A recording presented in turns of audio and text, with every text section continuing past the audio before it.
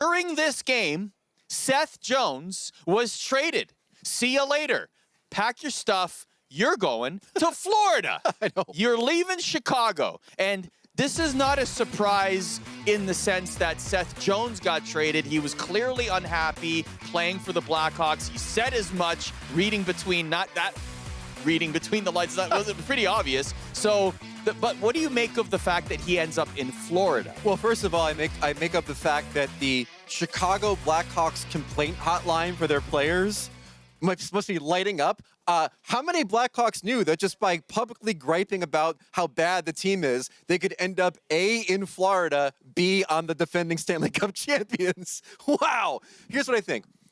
Very interesting trade for the Panthers. Okay, so the Blackhawks will retain $2.5 million on Seth Jones' salary through 2030. That's a huge win for the Panthers. They get his AAV on his cap hit down to $7 million. What does that mean for Aaron Ekblad going forward? The Panthers' number one defenseman is an unrestricted free agent.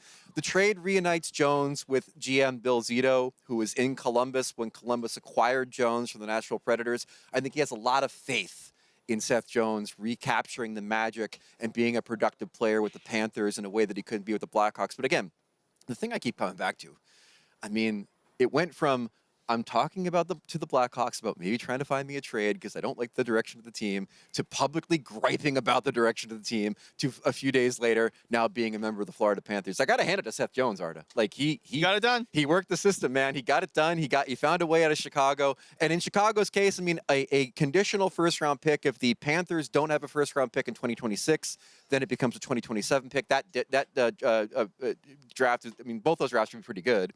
And then obviously Spencer Knight, the young goaltender for the Florida Panthers, going to the Chicago Blackhawks as well. So Spencer Knight, a beloved figure among Florida Panthers fans. He was actually the last player to raise the Stanley Cup, and he got quite the ovation when he did so.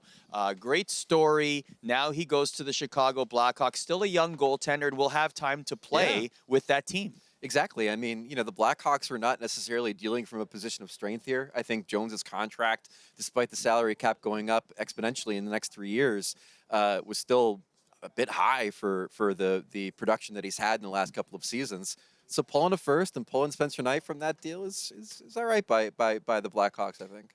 Why don't we talk about some of the players that we are circling in terms of who might possibly move? Can we just start with look at number one. Like, have we ever been in a situation, Wish, where the player was already traded and then a month later could possibly be traded again? This caliber? Not necessarily, but then again, we haven't had a giant brainiac general manager like Eric Tulsky in Carolina who might, you know, pull the trigger on that deal if they can't extend Mikko Rantanen into a long-term contract. I happen to think they'll keep him. I think they acquired Mikko Rantanen not for, you know, a negotiating window, but because they think he could score a bunch of goals in the playoffs. But, you know, you look at that top 10 list, March 7th, next Friday, is the trade deadline in the NHL.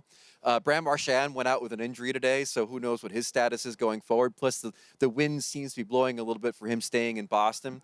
Elias Pettersson, I mean, I don't think Vancouver is necessarily going to trade him when his value is this low. And then you got a lot of rentals. I mean, Yanni Gourde, for example, from the Seattle Kraken, a lot of teams are going to be looking to add him to their bottom six forward group. And then, you know, one name on there that I find very interesting is Chris Kreider of the New York Rangers. Saw the Rangers make a trade today, too, trading away Ryan Lindgren to the Colorado Avalanche. I'm still trying to figure out exactly what the Rangers want to do here. I mean, they are within striking distance of the wild card. They're not out of this thing yet. You remember from the Jacob Trouba trade earlier this season that the Rangers do want to kind of remake their core a little bit. There's been talk about Kreider all season. Kreider was in that infamous memo, Arda, where GM Chris Drury said, we're open for business, and I'm going to put Trouba and Kreider's name in this memo. I think he could, I mean, he's not exactly the healthiest guy this season, but I do think he could certainly help a lot of contenders, and I wonder just in general what the Rangers are going to be up to in the next week. Calvin DeHaan comes back to the Rangers in that trade, former New York Islander as well. Brock Nelson could be a name that that list as well. Like this is going to be an intriguing trade deadline. I think that I mean, look, people are even hypothesizing about Sidney Crosby and Brad Marr, like, you know, the lifer players that might go and try and chase a cup. I just don't see it with Marchand or Crosby. My theory on Crosby is that I think that he remains with the Pittsburgh Penguins until Yevgeny Malkin is no longer there. I can't imagine that he would ever want to just leave Malkin hanging and not have Sid there. Mm-hmm. I mean, you know, after that, who knows? There's always been speculation from Crosby world that he might end his career with the Montreal Canadiens. That's a team you often hear about. But for me, like, I feel like Sid wants to be a Pittsburgh lifer, just like Mario was, and it's just hard to conceive of it. I know one thing. I never really bought the idea that he's going to go and play in Colorado just to be with McKinnon. I never bought that idea. He played with McKinnon. He already won something. Yeah, but you know what? The only way that happens is if McKinnon moves to the wing. That's the only way to happen. Sidney Crosby's not going to like take reduced minutes behind Nathan McKinnon as the #2 center on the Colorado Avalanche. Let me say it again while you're not talking. He already played with McKinnon. They already won something recently. I'm trying to ignore you. My therapist told me that Four Nations never happened. That it was just a bad dream last weekend that I had.